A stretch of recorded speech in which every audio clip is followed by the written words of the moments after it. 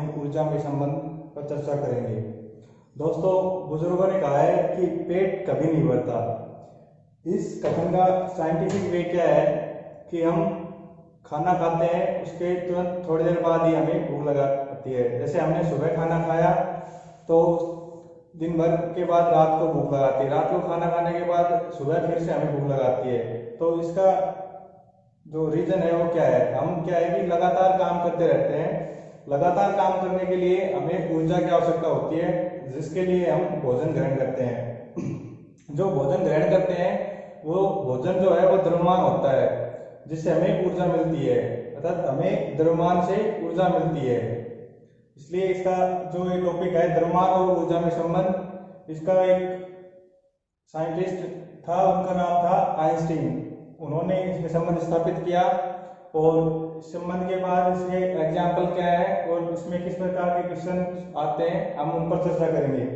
तो आइए हम देखते हैं इसका जो है आइंस्टीन ने इसमें संबंध स्थापित किया था। तो देखिए, आइंस्टीन के अनुसार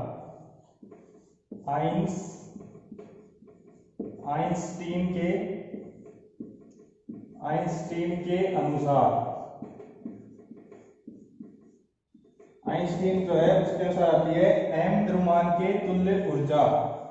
आइंस्टीन के अनुसार क्या है, m द्रव्यमान के तुल्य ऊर्जा। m द्रव्यमान की तुल्य ऊर्जा क्या है, E = mc²।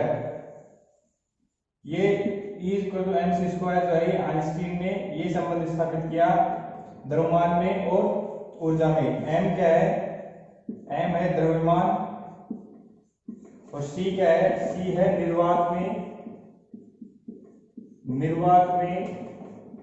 प्रकाश का वेग। c है निर्वात में प्रकाश का वेग। c जो है इसका निर्वात क्या होता है, निर्वात होता है जहां कुछ भी नहीं होता, जहां वायु भी नहीं होती हो निर्वात होता है। इसका मान होता है 3 × 10⁸ मीटर/सेकंड। ये c का मान होता है निर्वात में प्रकाश का वेग। तो अब आइंस्टीन ने इसमें संबंध स्थापित कर लिया E = mc²। अब इसके एग्जांपल्स की बात करते हैं। इनके एग्जांपल आते हैं। तो पहला एग्जांपल है इसका एग्जांपल फर्स्ट जो है दोस्तों, आपने रामायण देखी होगी। रामायण में जो रावण है वो बहुत ही कठिनाई से मरा था, आसानी से नहीं मरा था। तो उसमें एक तरफ से तो श्री राम ने अपने तीर छोड़े, एक तरफ से रावण तीर छोड़ता था, आपस में तीर आते। तीर क्या है, तीर जो है वो है द्रव्यमान। आपस में तीर दोनों साइड से तीर आते, टकरा कर होती धूम। तो तीर जो है वो द्रव्यमान है और टकराने के बाद जो आवाज आती थी आपने सुनी भी होगी, टकराने के बाद जो आवाज आती होती है ऊर्जा। तो द्रव्यमान और ऊर्जा में संबंध होता था। तीर जो है वो द्रव्यमान है और टकराने के बाद जो ऊर्जा उत्पन्न होती थी, इससे द्रव्यमान और ऊर्जा में संबंध स्थापित होता था। इसके अलावा इसके एग्जांपल है, एग्जांपल 2 है गामा = इलेक्ट्रॉन प्लस पॉजिट्रॉन। ये है गामा, इसको कहते हैं फोटोन। ये जो फोटोन है ये उदासीन होता है। ये है इलेक्ट्रॉन और ये है पॉजिट्रॉन। कई बच्चे इसे प्रोटॉन समझ लेते हैं, लेकिन ये प्रोटॉन नहीं है, पॉजिट्रॉन है। इसमें क्या है, धनात्मक, ये है इसका दूसरा नाम बोल सकते हैं इसको धनात्मक इलेक्ट्रॉन। इलेक्ट्रॉन ये है, लेकिन इसका क्या है, धनावेश, धनात्मक इलेक्ट्रॉन, ये है पॉजिट्रॉन। तो फोटोन जो है ये ऊर्जा होती है, फोटोन ऊर्जा होती है और ये दोनों है द्रव्यमान। तो ऊर्जा से द्रव्यमान ये संबंध होता है इनमें। अब ये जो पॉजिट्रॉन है इसका आवेश, पॉजिट्रॉन का आवेश और इसका ही द्रव्यमान, पॉजिट्रॉन का आवेश और द्रव्यमान, आवेश और द्रव्यमान ये दोनों इलेक्ट्रॉन के बराबर होते हैं। पॉजिट्रॉन का आवेश और पॉजिट्रॉन का ही द्रव्यमान ये दोनों क्या होते हैं, इलेक्ट्रॉन के बराबर होते हैं। तो पॉजिट्रॉन का जो आवेश होता है, पॉजिट्रॉन का जो आवेश होता है, आवेश का मान होता है 1.6 गुना पॉजिट्रॉन जो होता है इसका आवेश जो होता है इसका मान होता है 1.6 गुना 10 की पावर माइनस 19 कूलम। पॉजिट्रॉन जो होता है इसका आवेश होता है 1.6 गुना 10 की पावर माइनस 19 कूलम। और जो पॉजिट्रॉन जो होता है इसका द्रव्यमान जो होता है, पॉजिट्रॉन के द्रव्यमान का मान होता है 9.1 गुना 10 की पावर माइनस 31 किलोग्राम। द्रव्यमान जो होता है पॉजिट्रॉन का, इसका मान होता है 9.1 गुना 10 की माइनस 31 किलोग्राम होता है। ये जो घटना है, ये घटना कहलाती है युग्म उत्पादन। ये जो घटना है पूरी, इसका नाम होता है युग्म उत्पादन। युग्म उत्पादन, ये जो पूरी जो घटनाक्रम है इसका नाम है युग्म उत्पादन। तो ये जो फोटोन से इलेक्ट्रॉन और पॉजिट्रॉन प्राप्त हो रहे हैं, जैसे ऊर्जा से द्रव्यमान प्राप्त हो रहे हैं, इसी प्रकार द्रव्यमान से ऊर्जा भी प्राप्त होती है। इसमें ये जो अभिक्रिया है ये वाइस वर्सा होती है। तो इसके अगली जो अभिक्रिया है वो देखते हैं। नेक्स्ट एग्जांपल आता है, ये इलेक्ट्रॉन और पॉजिट्रॉन इक्वल टू फोटोन। ये जो फोटोन है एक भी प्राप्त हो सकते हैं, दो भी हो सकते हैं। ये दोनों जो है ये है द्रव्यमान और ये है ऊर्जा। तो ये जो अभिक्रिया है इसमें जो है ऊर्जा से द्रव्यमान और द्रव्यमान से ऊर्जा प्राप्त होती है। ये जो घटना है इसको हम बोलते हैं युग्म विनाश। युग्म विनाश, इस घटना को हम बोलते हैं युग्म विनाश। इसका अगला एक और एग्जांपल है, वो आता है, इसका अगला एग्जांपल आता है नंबर 4। आपने देखा होगा जो नाभिकीय अभिक्रिया जो होती है, अगला एग्जांपल जो है इसमें आता है कि नाभिकीय जो अभिक्रियाओं में जो द्रव्यमान क्षति होती है, वो द्रव्यमान क्षति ऊर्जा के रूप में उत्पन्न होती है। जो नाभिकीय जो अभिक्रिया है, नाभिकीय अभिक्रिया में जो द्रव्यमान क्षति होती है, द्रव्यमान क्षति, नाभिकीय अभिक्रिया में जो द्रव्यमान क्षति होती है, ये जो द्रव्यमान क्षति है ये जो है ये ऊर्जा के रूप में उत्पन्न होती है। द्रव्यमान क्षति क्या होती है, ऊर्जा के रूप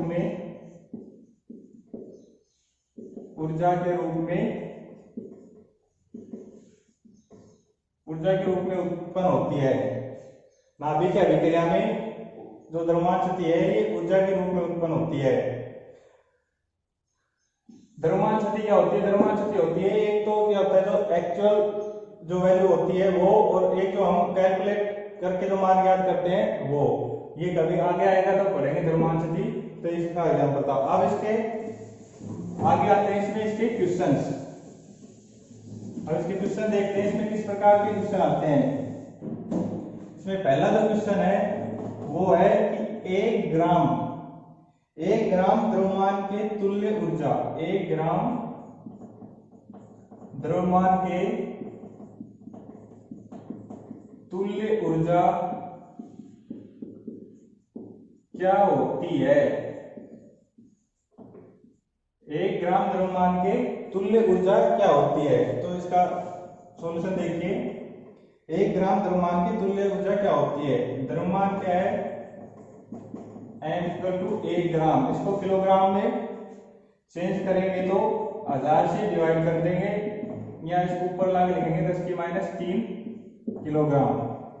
इसका जो फॉर्मूला आया था, जो संबंध आया था ऊर्जा और द्रव्यमान में, होता है mc²। m क्या है? 1/1000 इंटू c की वैल्यू क्या थी? 3 गुना 10 की पावर 8 की स्क्वायर। तो ये हो जाएगा 1/1000 गुणा में 9 इंटू, ये जो है आपस में गुणा होती है, पावर जो है गुणा होती है, तो 16। ये 10 की माइनस 3 ऊपर जाए, 10 की प्लस 3 ऊपर जाएंगे तो 10 की माइनस 3।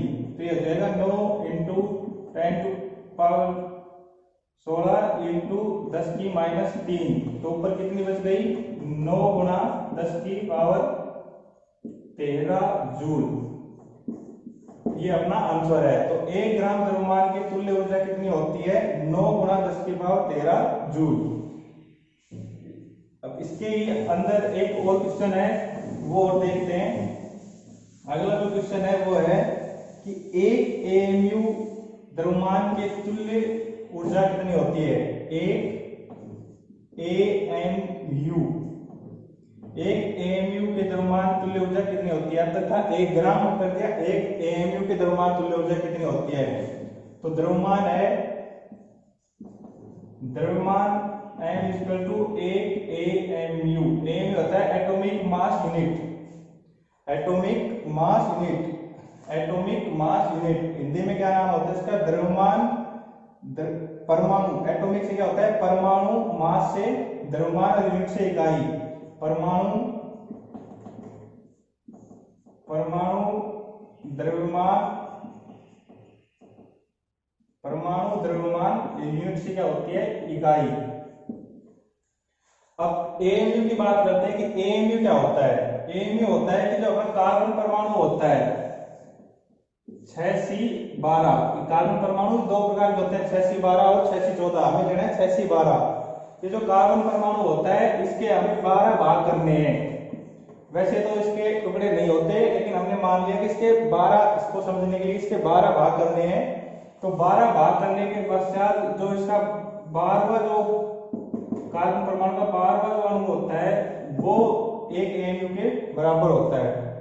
वो ही 1 AMU होता है, कार्बन परमाणु का 12वां भाग 1 AMU के बराबर होता है। तो इसका जो 1 AMU है इसकी वैल्यू होती है 1.66, 1 AMU की द्रव्यमान की 1.66 इंटू 10⁻⁻27। ये जो है ये 1 AMU की वैल्यू होती है, 1.66 गुणा 10⁻⁻27।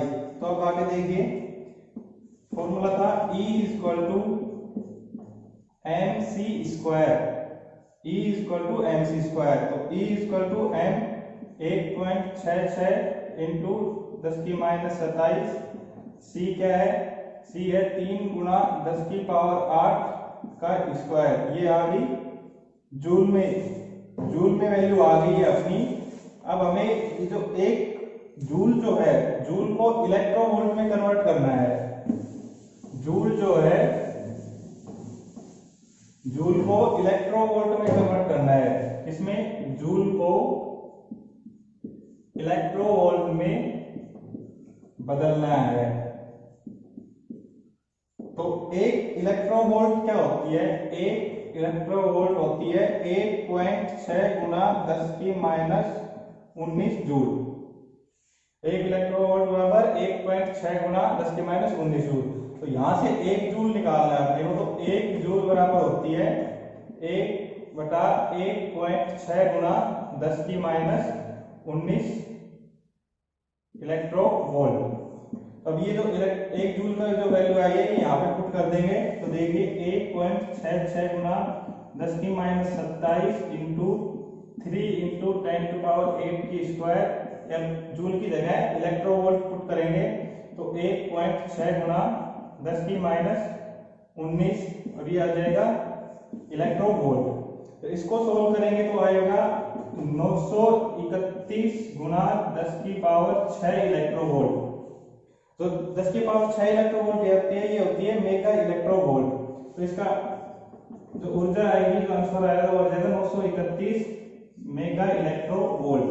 तो एक एएमयू में कितनी ऊर्जा होती है, 931 मेगा इलेक्ट्रोवोल्ट। ये इसका आंसर है। तो दोस्तों आज हमने देखा कि द्रव्यमान और ऊर्जा में क्या संबंध होता है, इसे किसने दिया और इसके क्वेश्चन किस प्रकार के आते हैं। आगे और अलग टॉपिक पर चर्चा करेंगे। धन्यवाद।